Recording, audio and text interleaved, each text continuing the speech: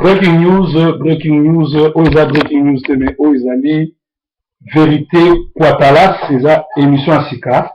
Tolanda lokuta ndenge nini ba faux témoignage, ndenge nini ba pasteur à lokuta, surtout ndenge nini ba pasteur bangala o baza sérieux ba ko mokotsa na bana bango na lokuta. Tolanda lokuta. And on the 26th, I was asleep, and and the visitation wasn't that I would die and just leave. If the visitation was that I would be asleep and my spirit would leave my body. And every time my spirit would leave, it would turn back and look at my body laying down. And then I would hold the Lord's hand, and then we'll leave up to heaven. On the 26th, I saw myself kneeling down in front of a big chair.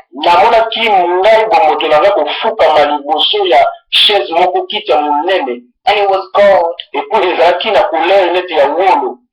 And I could see someone was sitting on it, but I couldn't see the person's face. The face was shining really bright, and my head was down, and I could see everything that was happening around me. Even though my head wasn't up to look around. And behind me, there was a big little stool, like a chair. And there was a big book on it.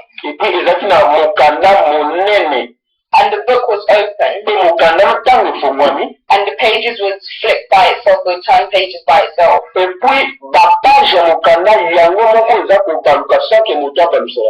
so every time it was like a person would come forward to the book. There was a door on the side that it would open and the person would go inside.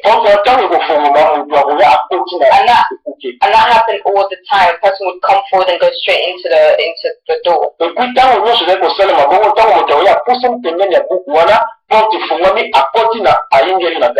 don't know what was within that door. And on the chair, it was the Lord who was sitting on the chair. And on the left side, it said hell. And on the right, the kingdom of heaven. And all of a sudden, me and the Lord were in front of our family home. And the Lord would always hold my hand. But throughout the whole visitation, I never saw the God's face. I saw his hands, I saw his feet, I saw what he was wearing, but I could not see his face. And I took God's hand, I turned it upside down, and I saw the hole that he was crucified with. And the holes were still there. And I said to him, I said, Lord, you died for so many people. The pain that you felt. And he stopped me. He said, don't worry, Sarah. It's coming to an end. This shall go. Look at your family and you sleeping. And when I looked into the house, normally there's a wall that separates the outside from the inside.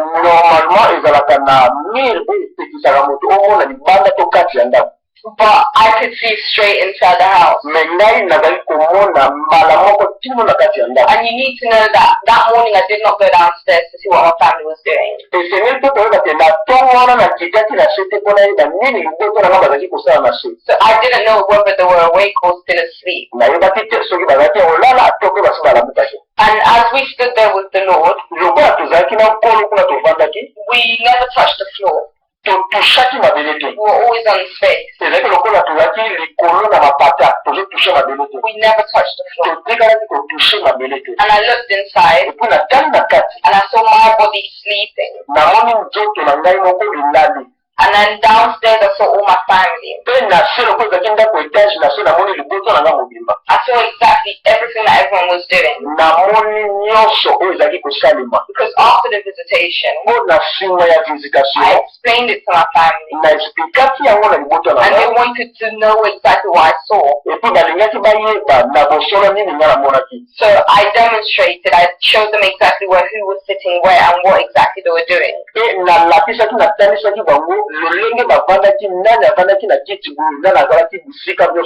And they were all shocked. And I stood there with the Lord for a while, just looking into the house.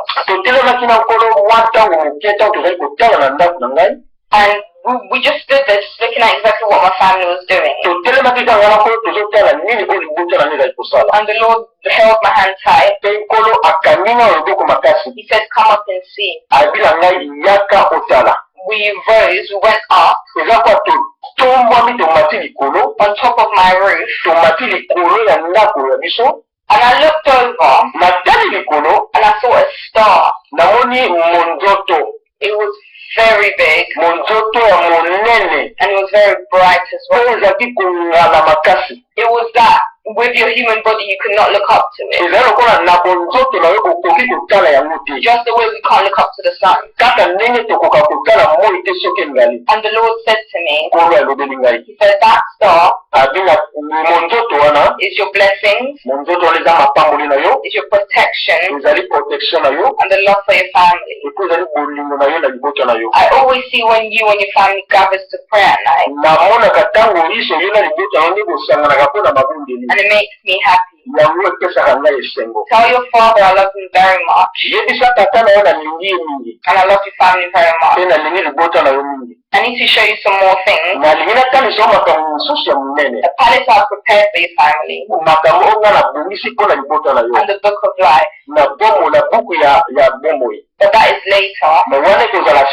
Go and get some rest. I love you, daughter. And I replied, I love you too, Lord.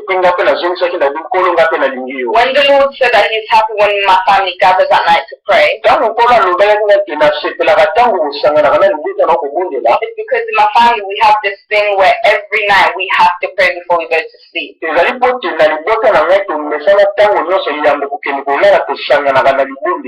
We have to pray together, and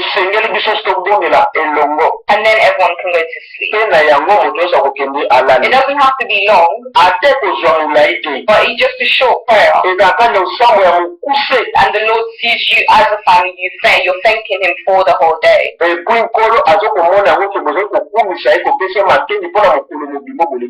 even if someone's asleep in the house, we will wake them up to pray as a family. So that's why it pleases God. So I want to advise all the families out there, knowing that this pleases God, therefore you need to start doing it. It doesn't have to be like a 1 hour prayer. Even like 2 minutes. That's it. And knowing it will please the Lord makes him happy. And that was on the 26th. On the 27th of July, the visit was from 11:36 to 12:31. That morning I woke up and then I felt like I had a headache. nayoki lokola moto emisala pasi. So I went back to sleep. Nazongi nakende kopema moke. And as I was falling asleep, ntango nazali kokitisa moto mpona lala, I heard a voice saying to me, "Sarah, I must speak with you." nayoki mongongo elobeli ngai, Sara, esengeli na nga kosolola na yo. And it was the Lord. Epo ezalaki nkolo. At that moment I saw him at my window. Na ntango wana namonaki ye na fenetre na ngai. And he had his hand out. And when he did that, my hand also took his, and my spirit left my body. As we started walking to the end of my road, I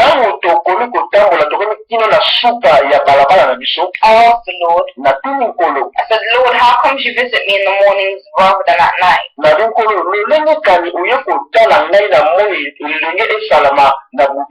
And he answered, he said, "Because I want you to write everything down straight away when you wake up.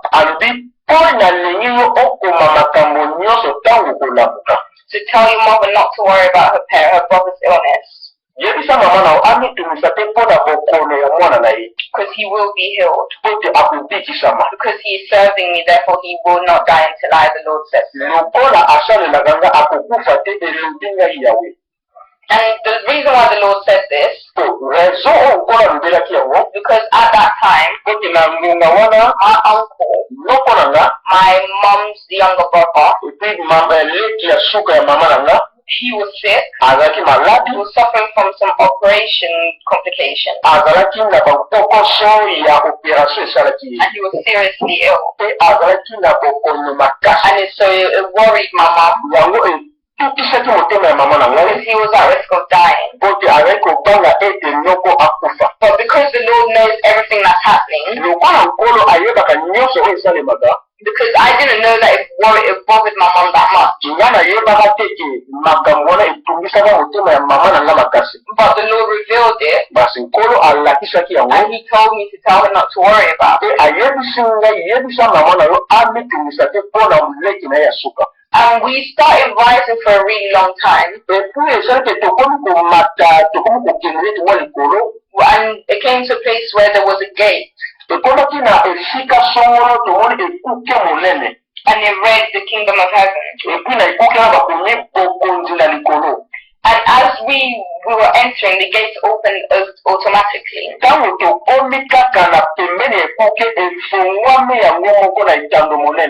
it was beautiful. It was golden pavement from the beginning. Nothing, no other colors. And on the side there were flowers. And the flowers were shining. It had its own unique beauty. It was like if you look at it, its beauty can make you cry. And we started walking with the Lord down the pavement. But then it got to a place that an angel came and took me. And the Lord left me and he went back on his throne. And as the angel took me to his like a little room. And it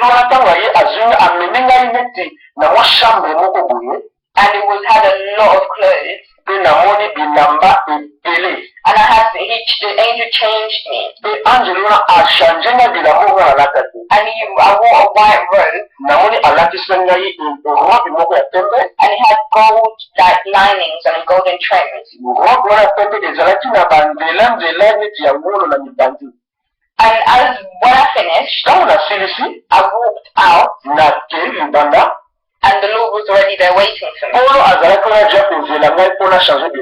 And then it was like an aeroplane. I wouldn't say it was an aeroplane, but it was like a helicopter car looking like thing.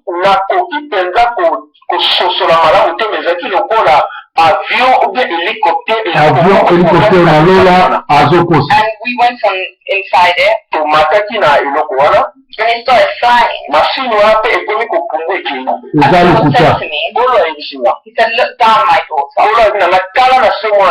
And I looked down, and it was a huge palace. namoni ekambi ya ndako monene. It was so big. Ezalaki monene. So the helicopter thing landed. Et puis namoni hélicoptère wana. Bolanda na deuxième partie na t'expliquer pourquoi moi non zokosa, pourquoi papa na kinga témoigner, bomona kindoki ya tata ya mwana oyo, na kindoki ya famille na bango. Bolanda deuxième partie. Bondoki ya famille Boyanga.